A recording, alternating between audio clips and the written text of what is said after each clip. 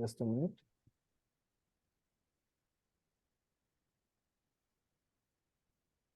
So, Dilbar, can you tell me a bit about yourself? What do you do and what is your qualification, etc.? Sir, my name is Dilbar Hussain. I have my qualification is diploma in electrical engineer. Diploma in Yeah. Diploma in electrical engineering. Okay. Which year you have passed out?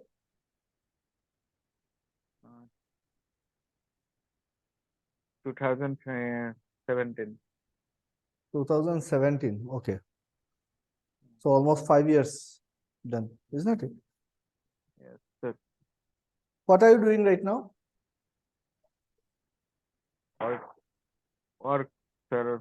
Electrical supervisor working Tata Steel. Electrical supervisor in Tata Steel. Tata Steel. Okay. Good. How many years of experience are you having? 3 years, sir. 3 years. Okay. Okay, nice. So, what are you looking for exactly? What kind of things you want to learn, or you want to? Skill development, sir. Actually, skill development and growth, salary. Okay. So you are working for the last 3 years. That means you are having a basic idea of your motor control, PCC, MCC, etc. थोड़ा है sir. थोड़ा है. Okay. Do you know contractor क्या होता है? बताओ. Contractor क्या होता है ना सर? क्या होता है कॉन्ट्रैक्टर? नहीं पता सर. नहीं पता. रिले पता है? यस सर, रिले पता है. क्या होता है रिले? पावर कंट्रोल करता है. पावर कंट्रोल करता है. ओके. आपने यूज किया है रिलेज, कॉन्ट्रैक्टर्स ये सब यूज किया है कभी? हाँ सर, थोड़ा बहुत किया है, उतना भी उसका ये नहीं है, यूज नहीं है. ओके. उतना ज्यादा आइडिया नहीं है. मोटर कंट्रोल करते हो? एक बार फॉरवर्ड किए हैं खाली. क्या क्या टाइप का स्टार्टर होता है मोटर का? Induction motor. हम लोग इंडस्ट्री में कौन सा मोटर यूज करते हैं? Induction motor. Induction motor use करते हैं ना. 3 फेज इंडक्शन मोटर मेनली है ना. 3 फेज इंडक्शन मोटर का स्टार्टर बता सकते हो? क्या क्या स्टार्टर यूज करते? स्टार्टर तो नहीं पता सर कौन सा है. नहीं जानते हो?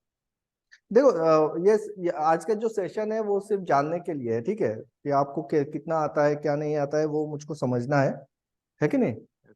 तो आपको खुल के बताना पड़ेगा कि सर मुझको ये चीज आती है, ये चीज नहीं आती है, तभी मैं समझ पाऊंगा कि आपको क्या आता है क्या नहीं आता है ना. फिर उस हिसाब से आपको गाइड करना है, ट्रेन करना है. बाकी सारी बातें डिपेंड करती है कि आपका प्रेजेंट नॉलेज, क्योंकि अगर आप फ्रेशर्स होते तो मैं दूसरी तरीके से देखता. आपका 3 साल का एक्सपीरियंस है बोल रहे हो, है ना? 5 साल आपको हो गया है. सो एक्सपीरियंस सर और ईओटी क्रेन में है. क्या चीज है? डिस्ट्रीब्यूशन ईओटी क्रेन जो होता है ना, ओवरहेड क्रेन, हाँ, सबका मेंटेनेंस का एक्सपीरियंस है. मेंटेनेंस का एक्सपीरियंस है ना. इलेक्ट्रिकल मेंटेनेंस में हो? हाँ sir, electrical maintenance, electrical mechanical दोनों होता है. दोनों होता है. हाँ, उसी रिलेटेड ही पूछ रहा हूँ कि इलेक्ट्रिकल मेंटेनेंस का अगर आप बोलते हो तो फिर जो सबसे ज्यादा जरूरी चीज होता है वो होता है मोटर कंट्रोल, है कि नहीं इलेक्ट्रिकल में? हाँ सर. कहीं पे भी जाओ तो आपको सबसे ज्यादा चीज जो हैंडल करनी होती है वो है आपका मोटर मोटर. कंट्रोल. तो एमसीसी का काम जानना पड़ेगा, पीसीसी का काम जानना पड़ेगा कि लाइन कैसे आते हैं, क्या क्या स्टार्टर बनता है, उसका प्रोटेक्शन क्या क्या लगते हैं, कैसे लगाते हैं उसको, कॉन्टेक्टर्स क्या है, रिलेज क्या है ना, और उनका यूज करके हम लोग कैसे कंट्रोल करते हैं चीजों को। तो वो चीज हमको समझने में आना चाहिए। और सिर्फ ऐसा नहीं है कि थियोरिटिकली चलो ठीक है नाम पता है, हमको उसका काम आना चाहिए, क्योंकि जब आप फील्ड पे होगे और कुछ प्रॉब्लम आएगा तो फॉल्ट फाइंडिंग सबसे इंपॉर्टेंट चीज क्या है, फॉल्ट फाइंडिंग। एक मेंटेनेंस इंजीनियर का जो मेन चैलेंज होता है वो होता है फॉल्ट फाइंडिंग एंड हाँ ट्रबल सर। शूट, है ना। सो कोई एक चीज है, जब हम इंडस्ट्री की बात करते हैं, हेवी इंडस्ट्रीज की बात करते हैं, जैसे आपका पावर प्लांट हो गया, या फिर सीमेंट इंडस्ट्रीज हो गए, या फिर पेपर मिल्स हो गए, तो बड़े बड़े जो इंडस्ट्रीज है, स्टील मैन्युफैक्चरिंग इंडस्ट्री है, ऑटोमोबाइल मैन्युफैक्चरिंग इंडस्ट्रीज है। तो इंडस्ट्रीज की जब मैं बात करता हूँ, तो इलेक्ट्रिकल के साइड से अगर आप देखते हो ना, तो वो होता है आपका पीसीसी एमसीसी का मेंटेनेंस वर्क, आपका मोटर कंट्रोल बीएफडीज, और फिर आपका ऑटोमेशन पार्ट। तो ये सारी चीजों से हम लोगों को हर रोज डील करना होता है। मेनली क्या है आपका fault finding and trouble shooting, कि आपका एक मोटर लगा हुआ है, तो उस मोटर का कनेक्शन कैसे किया होगा, क्या क्या चीजें आएंगी, उसके प्रोटेक्शंस क्या है। और अगर आप पावर फील्ड में जाना चाहते हो, पावर प्लांट में अपना करियर बनाना चाहते हो, तो फिर यहाँ पे आ जाता है आपका जनरेटर आ जाता है, ऑल्टरनेटर आता है ना, ऑल्टरनेटर के प्रोटेक्शंस आते हैं। तो वो सारी बातें हमको जाननी चाहिए, सीखनी चाहिए।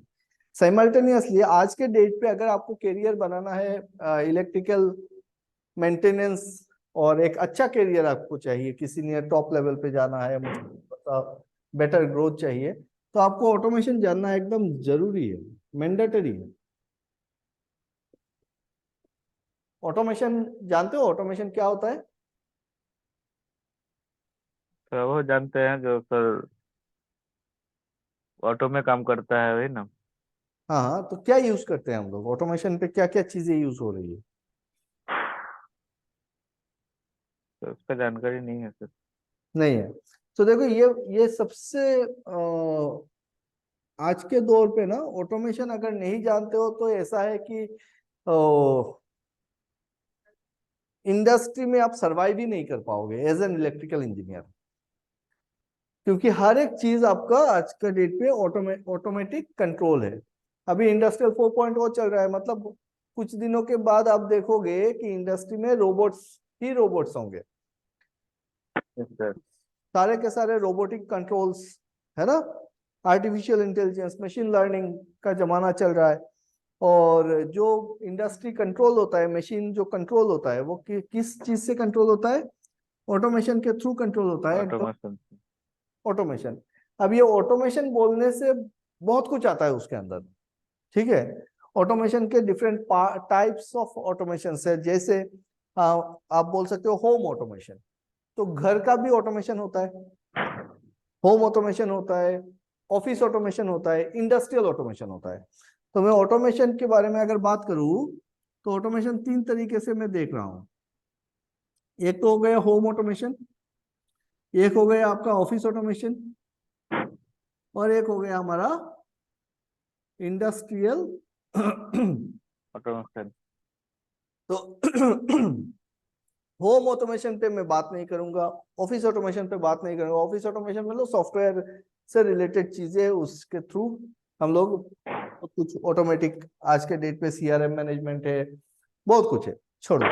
हम लोग किस पे बात कर रहे हैं? हम लोग बात करने वाले हैं इंडस्ट्रियल ऑटोमेशन पे। Yes industrial sir. ऑटोमेशन क्या है कि जितने सारे हमारे मशीन है, इंडस्ट्री है मतलब मशीन है, वो छोटा मशीन हो सकता है, वो बड़ा मशीन हो सकता है। तो मशीन अगर है और उस मशीन का जो फंक्शनिंग है ना, काम है, वो कंप्लीटली क्या है, ऑटोमेटिक हो रहा है। आपको आपका एक ऑपरेटर है, उसने स्टार्ट किया, मशीन को छोड़ दिया। एक छोटा एग्जांपल लेते हैं, एक एग्जांपल ले लेते हैं, पकड़ लो आपको क्या क्या बनाना है, आपको से कुरकुरे बनाने हैं, है ना, चिप्स। Yes sir. तो उसके लिए क्या चाहिए, कुछ रॉ मटेरियल्स चाहिए होंगे, वो रॉ मटेरियल्स आएगा, रॉ मटेरियल्स आपने डाल दिए और उसके बाद आपको कुछ पता नहीं है, बाकी सारा कौन कर रहा है, मशीन ऑटोमेटिक कर रहा है।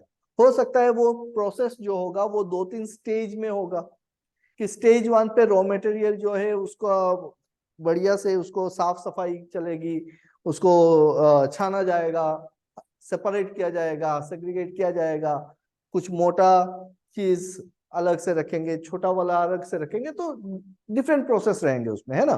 तो स्टेज 1 पे हमने क्या किया, अपना रॉ मटेरियल्स को रख दिया, प्रोसेस करके धो के साफ सफाई करके रखा, ड्राई करना है ड्राई कर लिया। सेकेंड स्टेज में कुछ दूसरा प्रोसेस होगा, उसको हो सकता है कि ग्राइंडिंग करना पड़ रहा है मुझको, तो ग्राइंडिंग करके पाउडर चाहिए तो पाउडर बनाए। फिर तीसरा थर्ड स्टेज में गए, वहां पे क्या है, 2-3 रॉ मटेरियल एक साथ आप मिक्सिंग कर रहे हो, है ना। चिप्स ऐसे ही बनेगा कि 2-3 चीजें मिक्स करेंगे, फिर उसको डाई में डालेंगे, उसको कट करेंगे, उसको फिर से फ्राई करेंगे या फिर उसको हीट करेंगे, there will be some process, है कि नहीं।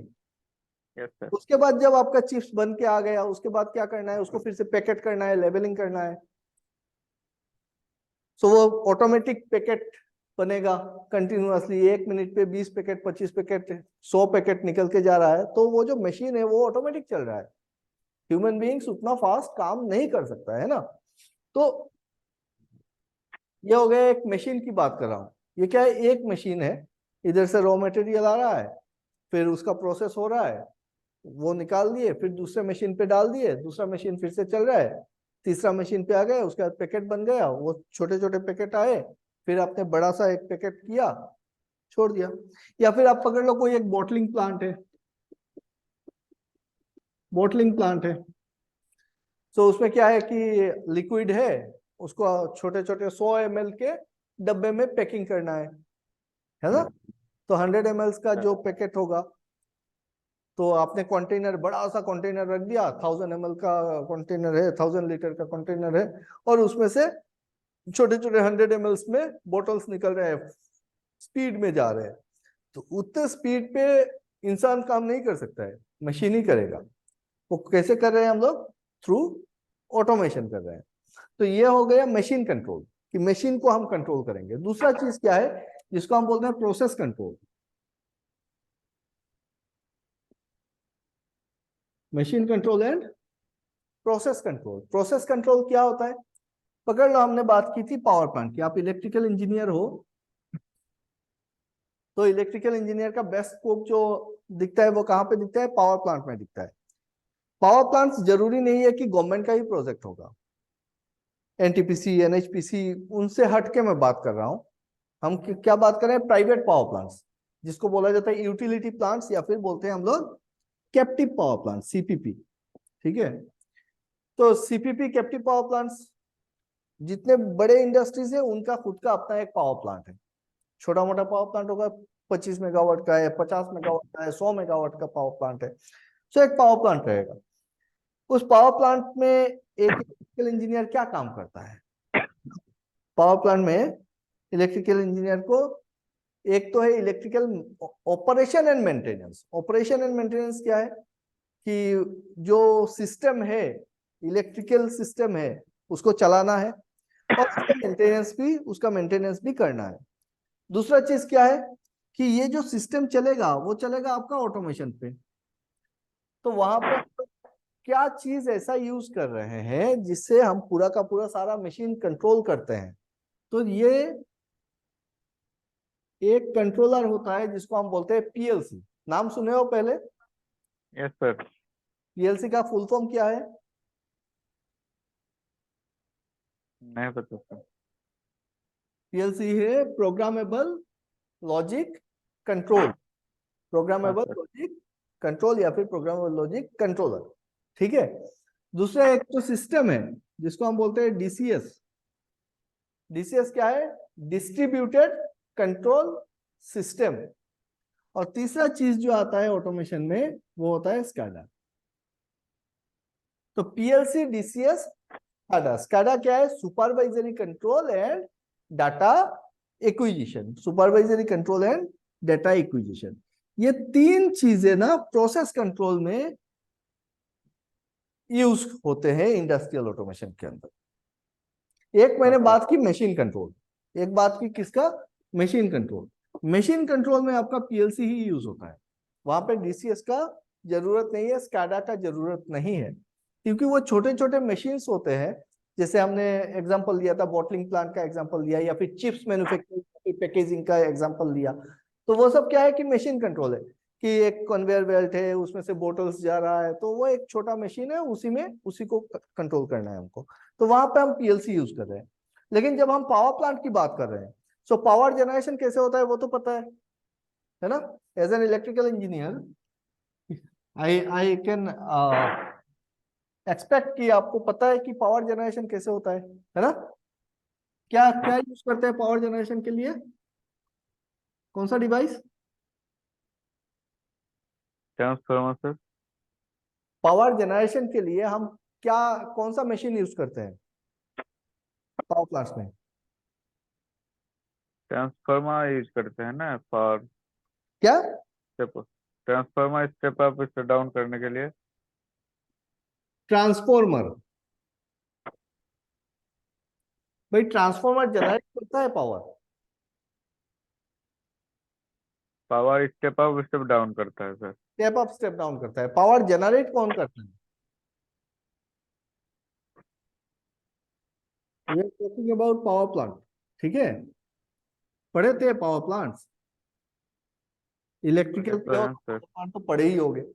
अब पावर हाँ प्लांट्स सर। में पावर जनरेशन कौन करता है, जनरेटर नहीं आ करता रहा सर।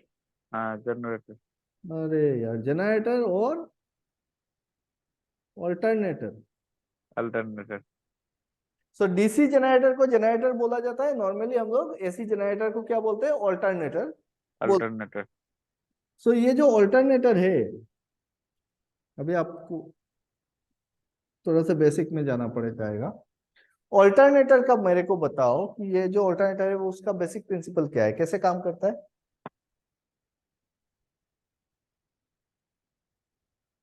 Alternator sir. हम्म,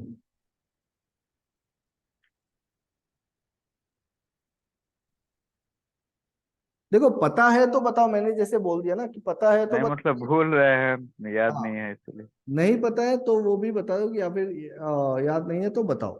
ठीक है, मेरे को समझ, मैं बोला ना आज का सेशन क्यों रखा है, ताकि मेरे को ये समझ में आए कि आपको कितना आता है कितना नहीं आता है, किस लेवल पे हो। पहले तो वो जानना जरूरी है आपके लिए भी और हमारे लिए भी, है ना, कि आज के डेट पे आप जो स्टैंड करते हो, आपका थियोरिटिकल नॉलेज कितना है, आपका प्रैक्टिकल नॉलेज कितना है, स्किल कितना है आप में, तब जाके आप इवालुएट कर सकते हो कि भाई मेरा वैल्यू क्या है मार्केट पे। आप पकड़ लो एक छोटा सा काम कर रहे हो और वहां पे आपको एक सैलरी मिल रही है, ठीक है, तो आपका जो होराइजन है ना, वो लिमिटेड एक्सपोजर में लिमिटेड हो गया है, कि चलो ठीक है मैं जा रहा हूँ रोज और कुछ एक काम कर रहा हूँ, छोटा सा एक काम है और मैं करके आ जाता हूँ, उस काम को मेरे को आता है। सुपरवाइजरी काम हो गया, बहुत सारे छोटे छोटे इंडस्ट्रीज होते हैं जहाँ पे छोटा काम होता है, कि पकड़ लो सामान आ रहा है सामान निकल रहा है, तो मैं उसका हिसाब लिख रहा हूँ, तो उसके लिए भी तो आदमी चाहिए, तो ठीक है मैं वही कर रहा हूँ, लेकिन उसमें क्या है, मुझको एक्सपोजर नहीं मिल रहा है।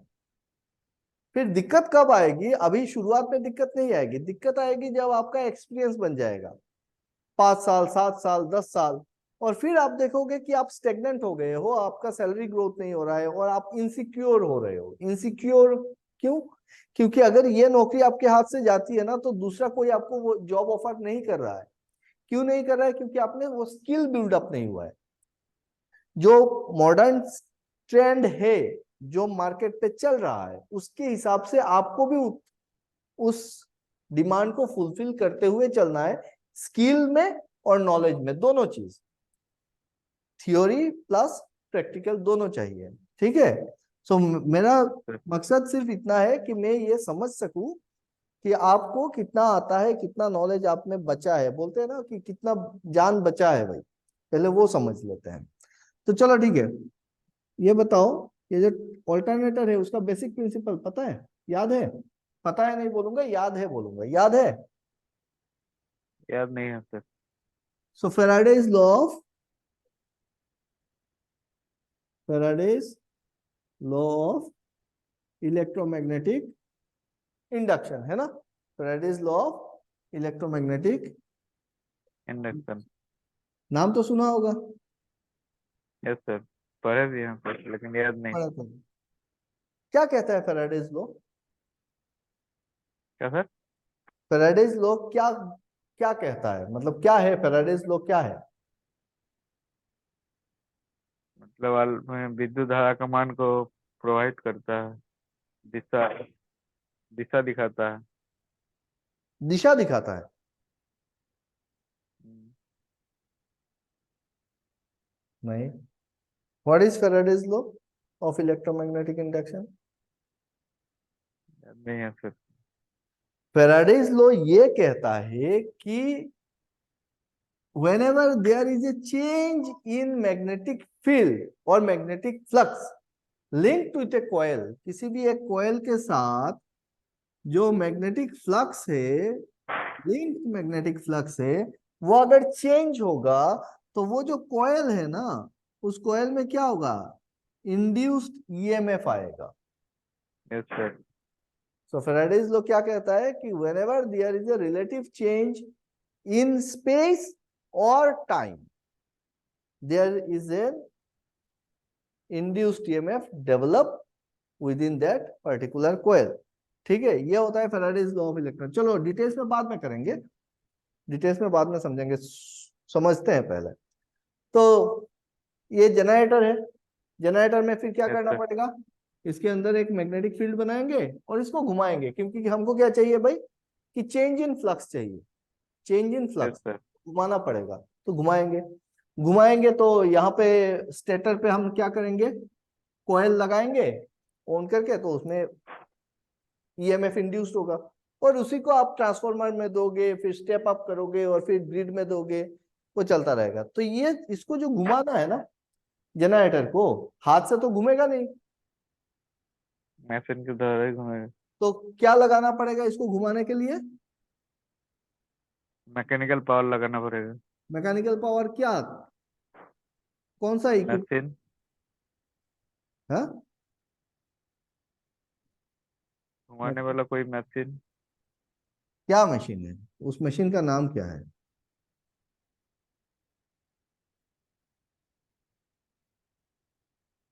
तो नहीं पता सर क्या मशीन का नाम है। ये सिंबल देखा है कभी? हाँ सर। टरबाइन लगाना पड़ेगा, टरबाइन। Yes sir, turbine.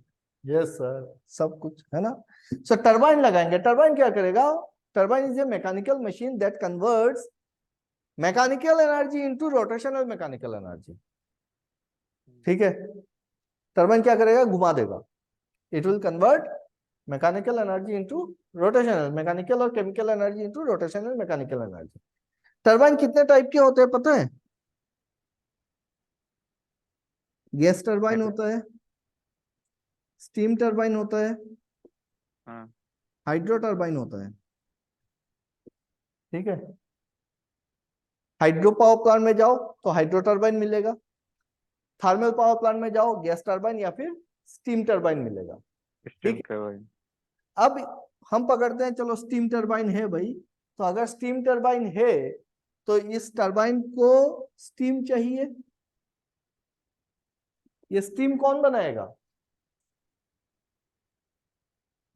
फिर से कोई एक इक्विपमेंट लगेगा। स्टीम को यस सर। जनरेट करने के लिए हमको क्या चाहिए? बॉयलर चाहिए, बॉयलर चाहिए। Yes sir. सो बॉयलर बनाएगा स्टीम, स्टीम घुमाएगा टरबाइन को, टरबाइन घुमाएगा जनरेटर को, जनरेटर हमको करंट देगा। ठीक है, अब बात यह है कि इस बॉयलर में जो स्टीम बनेगा उसके लिए क्या चाहिए? उसके लिए इसको पानी चाहिए, पानी चाहिए उसको, पानी। पानी को हीट चाहिए। तो पानी को निकालने के लिए फिर से उसका एक प्रोसेस लगाना पड़ेगा, यस और सर। कोई भी पानी हम यूज नहीं कर पाएंगे, तो हमको एक वाटर ट्रीटमेंट प्लांट बिठाना पड़ेगा। समझ में आ रहा है? हाँ सर। वाटर ट्रीटमेंट प्लांट बिठाना पड़ेगा। अब पानी आ तो गया बॉयलर में, लेकिन उस पानी को गर्म करना पड़ेगा। तो गर्म करोगे तो इसमें क्या है, कोई एक फ्यूल देना पड़ेगा। अब वो फ्यूल सॉलिड फ्यूल हो सकता है, लिक्विड फ्यूल हो सकता है, गैसियस हो सकता है ना। तो फ्यूल आ गया, पानी आ गया भाई। ये तो फ्यूल को हैंडल करने के लिए हमको फ्यूल हैंडलिंग प्लांट चाहिए।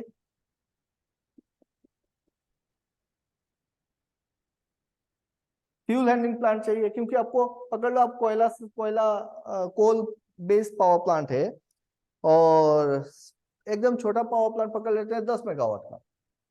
तो अगर 10 मेगावाट का प्लांट है ना, और उसमें पर डे आपको देखोगे तो 300 350 टन का कोयला खा जाएगा ये।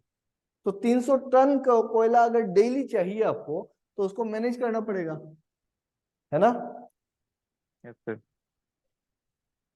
और ये तो सिर्फ मैं 10 मेगावाट का एग्जांपल दे रहा हूँ, 100 मेगावाट हो गया तो इतना सारा कोयला आप लाओगे कैसे, कैसे इसको प्रोसेस करोगे, फिर वो बॉयलर तक आएगा, कैसे आएगा, पानी है वो पानी कैसे आएगा, क्या प्रोसेस रहेगा, क्या क्या केमिकल यूज करना पड़ेगा, पानी को साफ करना है तो पानी का पैरामीटर क्या होना चाहिए, और उस वाटर ट्रीटमेंट प्लांट जो बनेगा वो पानी कहाँ से ले रहा है, हो सकता है वो रिवर से पानी ले रहा है, हो सकता है जमीन के नीचे से पानी उठा रहा है।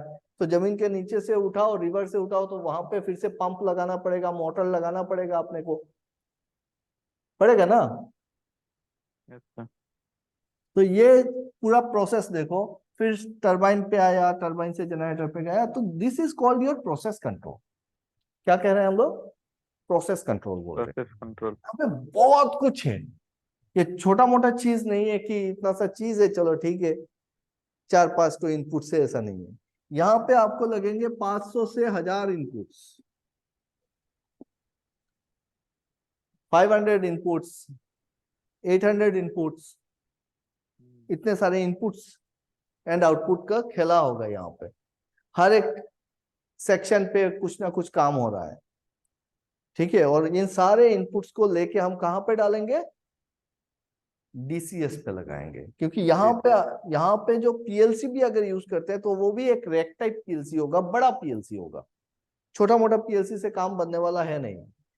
क्योंकि इसके साथ ये लिंक है, इसके साथ ये लिंक है, इसके साथ ये लिंक है, ये लिंक है, तो इतना सारा इंटरलिंक है हर एक प्रोसेस का।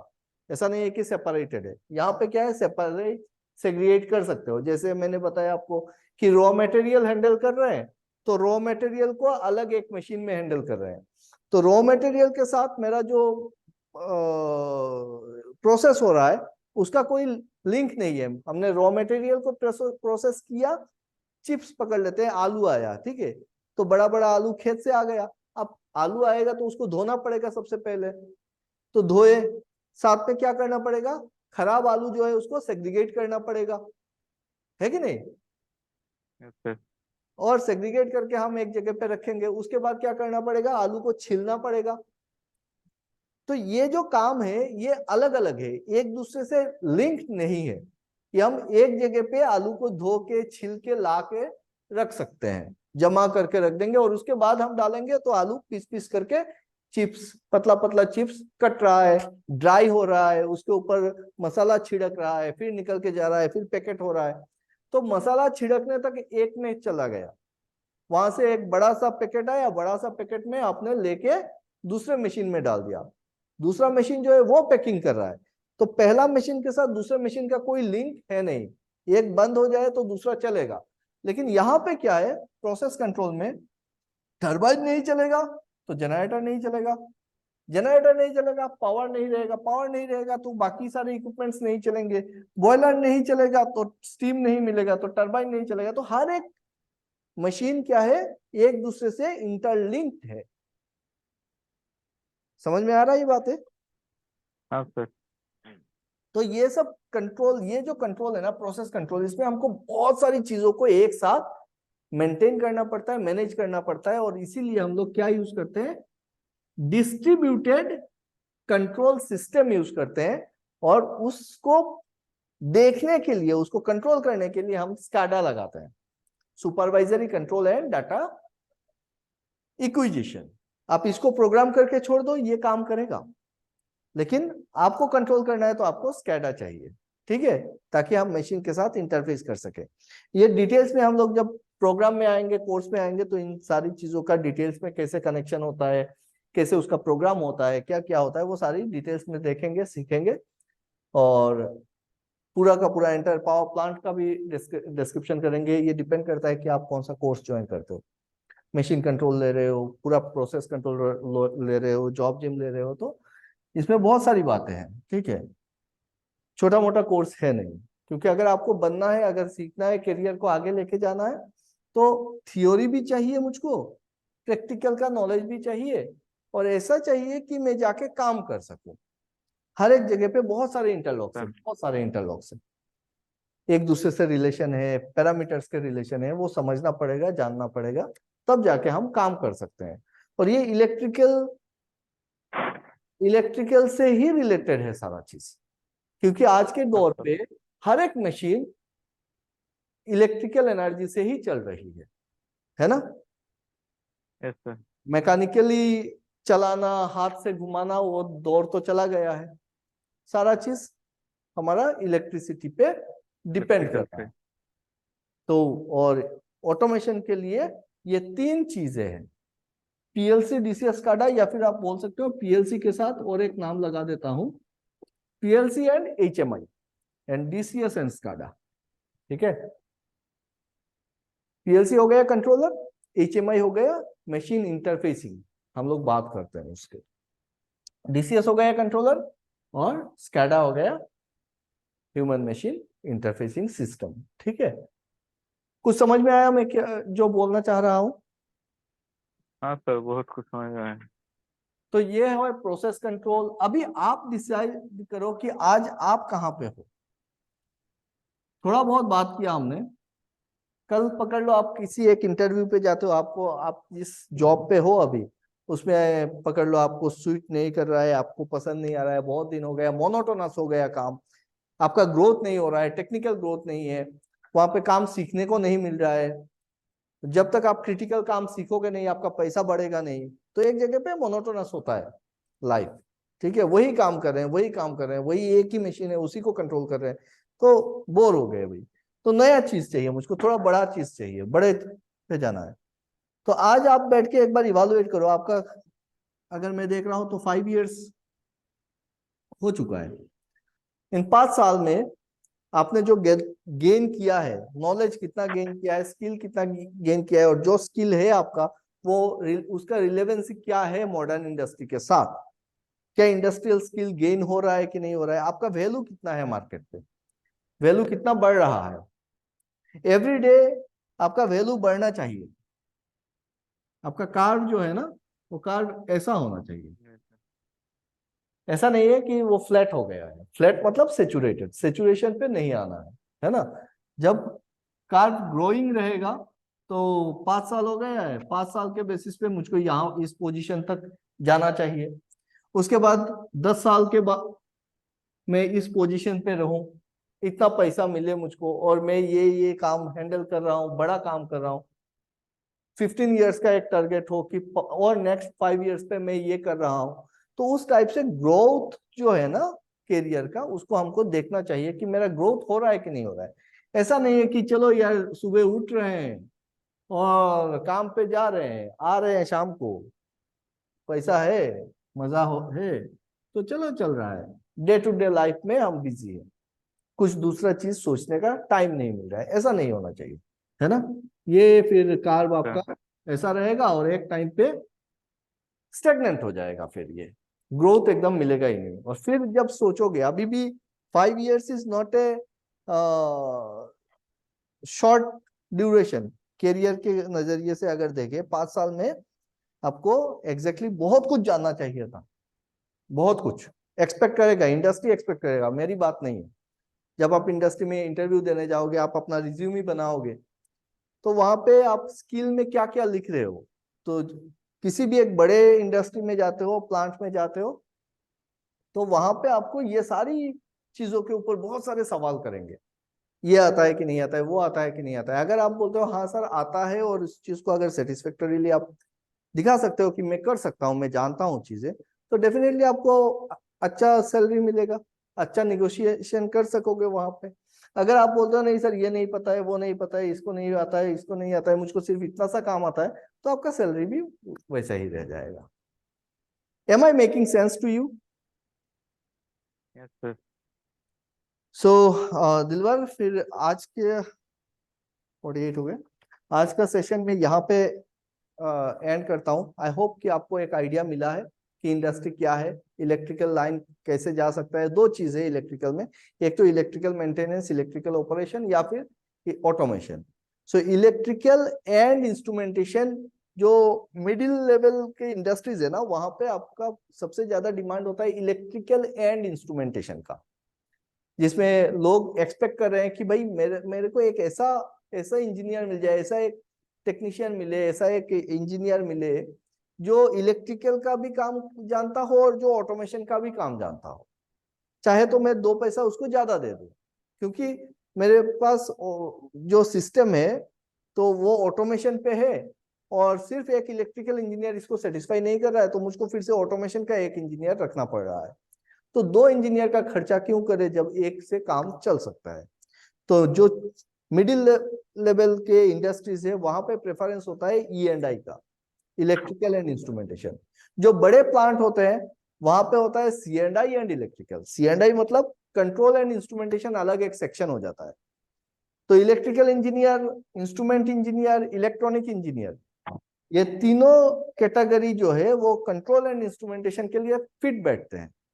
इलेक्ट्रिकल का बेनिफिट ये है कि वो इलेक्ट्रिकल डिपार्टमेंट में भी जा सकता है और E&I में भी जा सकता है। समझ में आया? चलो, सो आज के लिए यहाँ पे आपसे विदा लेता हूँ, और फिर नेक्स्ट कोर्स पे मिलेंगे। कोर्स हमारा चल रहा है, आप ऑनलाइन करो ऑफलाइन करो, अगर ऑफलाइन आ सकते हो ना तो फार बेटर है कि पहला कुछ दिन भी अगर ऑफलाइन पे आते हो तो बहुत अच्छा होता है, क्योंकि ये सारी चीजों को समझाने के लिए एक बेस चाहिए मुझको। वो जब तक वो बेस नहीं बनेगा तो लेक्चर ऐसा होता है कि कुछ लोग पकड़ पाते हैं, कुछ लोग नहीं समझ पाते हैं। उनको लगता है चलो ठीक है, ऐसा कुछ हो रहा होगा, ऐसा कुछ है, ऐसा नहीं। यहाँ पे अगर कुछ दिनों का छुट्टी भी लेके आते हो तब भी बढ़िया है, और फिर ऑनलाइन पे कंटिन्यू करो, कोई तो दिक्कत। एक्चुअली इंस्टीट्यूट कहाँ पर है सर? हमारा इंस्टीट्यूट है गुवाहाटी में, आसाम में। आप कहाँ से हो? तो जमशेदपुर में। जमशेदपुर में है ना, ठीक है। जमशेदपुर से आप होता है तो एक हफ्ते का छुट्टी लेके एक हफ्ते के लिए आ जाओ, फॉर ए वीक। यहाँ पे एक हफ्ता हमारे साथ रहो, फिर चीजों को का एक ग्रिप लेके फिर चले जाओ अपना जॉब पे। और वहां पे जब, मैं ये नहीं बोल रहा हूँ कि जॉब छोड़ दो, जॉब कंटिन्यू करो जब तक आपको बेटर अपॉर्चुनिटी नहीं मिलती है ना। साइमल्टेनियसली यस क्या हो सर। जाएगा कि आप तैयारी करो कि देखो भाई, एक चीज तो दिमाग पे सेट हो जाना चाहिए कि ये जो लाइफ है ना, ये लाइफ ऐसा नहीं है कि बहुत आसानी से हमको कुछ अच्छा चीज देगी। अगर अच्छा चीज चाहिए तो उसके लिए मेहनत करना पड़ेगा, और मेहनत वो भी प्रॉपर डायरेक्शन पे करना पड़ेगा। टेक्निकल लाइन पे हो, इंडस्ट्रियल लाइन पे हो, तो आपको टेक्निकल नॉलेज बढ़ाना ही पड़ेगा। टेक्नोलॉजी जो है वो हर रोज चेंज हो रहा है, हर रोज चेंज हो रहा है, बहुत फास्ट ग्रोथ हो रहा है टेक्नोलॉजी का। अगर हम एडाप्ट नहीं कर पाएंगे हम पीछे छूट जाएंगे, है कि नहीं। Yes sir. हमारे जो बुजुर्ग लोग हैं, बाप दादा है, अगर हम उनको देखते हैं तो फिर उनके लिए ये सारे डिवाइसेस, मोबाइल, इसको ऑपरेट करना उनके लिए बहुत चैलेंजिंग हो गया है, वो लोग नहीं अडाप्ट कर पा रहे हैं। एक छोटा बच्चा है, 2 साल का बच्चा है, उसको दे दो वो स्मार्टफोन ऐसे टक टक टक टक हैंडल कर लेता है। तो टेक्नोलॉजी के साथ हमको बदलना पड़ता है। ग्रोथ बहुत फास्ट है, अगर आप नहीं ग्रो करोगे तो आप पीछे छूट जाओगे। ये दुनिया पीछे नहीं जाने वाली है। It is you and you only who is responsible for your growth your career, your life, nobody else is responsible. हर कोई देखना, थोड़ा सोच के देखना बैठ के एक बार मेरी ये बात कि आप जो हो ना, यू आर एन इंडिविजुअल। आप चाहे बोल रहे हो कि ये मेरा फैमिली है, ये मेरा भाई है, ये मेरा बंधु है, ये है, ऐसा कुछ नहीं है। आप एक इंडिविजुअल ही हो। आप हो तब भी दुनिया चलेगी, आप नहीं हो तब भी दुनिया चलेगी। सब बात है। आपके रहने से या नहीं रहने से बहुत ज्यादा फर्क नहीं पड़ने वाला है किसी को, 2-4 दिन का ही फर्क पड़ेगा। एम आई राइट और रॉन्ग? राइट। तो यहाँ पे आपका जो ग्रोथ होगा, आपका करियर का ग्रोथ होगा। अगर आपका करियर का ग्रोथ अच्छा होता है, आपके पास पैसा होता है, ग्रोथ अच्छा है, एक अच्छे पोजीशन पे आते हो, तो इस समाज में भी आपका दाम है, आपके फैमिली में आपका रेस्पेक्ट है। अगर आपका पैसा नहीं होता है, आप मैनेज नहीं कर पा रहे हो, पैसा नहीं है, आपका ग्रोथ नहीं है, आप एक जूनियर लेवल पे रह गए हो 10 साल के बाद भी, तो क्या हो जाएगा कि आपके फैमिली में भी आपका रेस्पेक्ट नहीं रहेगा। तो हम जी लोगों सर। की जिंदगी में सबसे इंपॉर्टेंट चीज जो है ना, वो है पर्सनल ग्रोथ, पर्सनल डेवलपमेंट। अगर हम ग्रो कर सकते हैं अपने आप को, तभी हमारा वैल्यू है। और ये सोच रखना कि यार मैं हूं तो मैं कर रहा हूं, मैं चला रहा हूं, मैं अगर नहीं रहूंगा तो होगा नहीं, तो ये गलत सोच है। क्योंकि आपके रहने से या नहीं रहने से इस दुनिया को कोई फर्क पड़ने वाला है नहीं। कुछ लोग जो डायरेक्ट रिलेटेड है उनको थोड़ा बहुत, थोड़ा सा, हल्का सा असर होगा बस। बाकी वो लोग भी अडॉप्ट कर लेंगे कि आपके बिना भी वो लोग रह सकते हैं। आप हो तो ठीक है, नहीं हो तो भी ठीक है। तो अगर मैं ही मैं हूं, मेरे साथ अगर और बाकी किसी भी चीज का रिलेशन नहीं है, तो फिर क्या चीज का रिलेशन है? यहाँ पे सिर्फ एक ही चीज काम में आता है, वो आता है आपका नॉलेज का, आपका स्किल का। अगर आप अपने साथ स्किल ऐड कर सकते हो, आपका ग्रोथ है। अगर नॉलेज होता है, आप बेटर मैनेज कर सकते हो चीजों को। सो knowledge and skill and you, ये आपका दुनिया है। और बाकी ये सारी चीजें होने से बाकी सारा चीज आपके साथ अटैच्ड होगा, आके सारी चीजें आपके साथ अटैच होगा, आपका स्मूथ चलेगा। ये दो चीज नहीं है, फिर आप कुछ नहीं है, सीधी बात। Okay, so okay sir. all the best for your future endeavor and hope बहुत जल्दी हम लोग लाइव क्लासेस में मिलेंगे, ठीक है? Okay. Okay, thank you very much for joining. Thank you sir. Thank you. Thank you.